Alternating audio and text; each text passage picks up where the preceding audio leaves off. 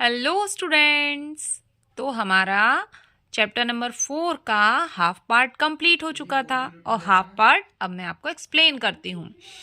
तो क्या होता है, पर गोविंदराव अभी भी अपनी पुरानी चाल में चला जा रहा था। सुबह से शाम तक वह भी नाक पर चश्मा टिकाए काम करता रहा। देवू को अपने काम और नाम पर घमंड होने लगा।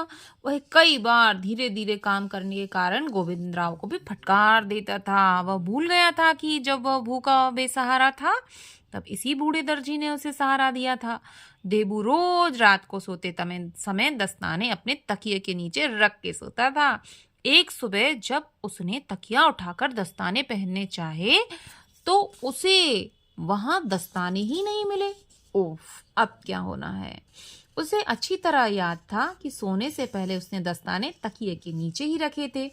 परेशान देबू ने बिस्तर उलट पलट डाला, पूरा का पूरा अपना बिस्तर अस्त व्यस्त कर दिया। कपड़ों की अलमारी से कपड़े निकाल कर देखे पर दस्ताने नहीं मिले।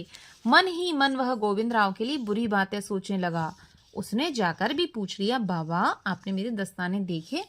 बाबा ने कहा, नहीं तो बेटा, बूढ़ा भी दस्ताने ढूंढने में जुट गया। घर का सारा सामान इधर उधर करते हुए देबू को अनाज की बोरी के पीछे कुछ काला काला दिखाई दिया। हाथ डालकर खींचा तो वे दस्ताने ही थे।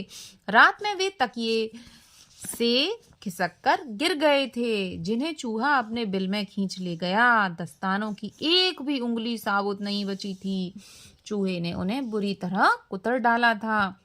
देबू तेजी से नीचे दुकान में गया, सुई धागे से सीने की कोशिश करने लगा, पर उसके हाथ कांपने लगे मानो पहली बार सुई पकड़ी हो। उसकी आंखों में से आंसू आ गए। उसे अपने काम और नाम डूबता दिखाई देने लगा। उसे याद आया, चिड़िया ने कहा था, सफेद दस्ताने तुम्हें काम सीखने में मदद करेंगे और काले अपना काम खुद कर देंगे। अब क्या हो सकता है। वह बिलक बिलक कर जोर जोर से फूट फूट कर रोने लगा। बूढ़ा गोविंदराव वहीं खड़ा देवू की बेचैनी देख रहा था। वह समझ गया था कि दस्तानों का जादू खत्म हो गया है। आगे बढ़कर उसने देवू के सिर पर हाथ रखा, कहा, आंसू पोंछ दो बेटे, चलो आज से मैं तुम्हें काम सिखाना शुरू करूंगा। बूढ़े की बात सुन देवू कुछ संभला। तब बूढ़े ने समझाया, बेटा, जीवन एक ऊंची सीढ़ी है। हमारी जिंदगी एक बहुत ऊंची सीढ़ी है जो एक पांव टिकाकर दूसरा पांव आगे बढ़ाता है। मतलब एक पांव जमीन पे रखकर दूसरे पैर को आगे बढ़ाता है, वही ऊपर तक जाता है। जो एक बार में ही ऊपर तक पहुंच जाना चाहते हैं वो मुंह के बल जमीन पर आ गिरते हैं। देवू जीवन में धीरज से आगे बढ़ने के रहस्य को समझ गया। इस कहानी से आप सबने भी ये सोचा होगा, समझा होगा।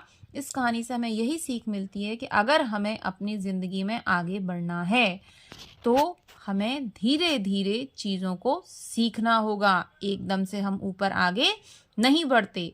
पहले चीजों को जानिए, सीखिए, फिर आप आगे बढ़िए। ओके स्टूडेंट्स, अब मैं आपको इसकी बुक एक्सरसाइज नेक्स्ट वीडियो में सॉल्व कराऊंगी। Bye bye.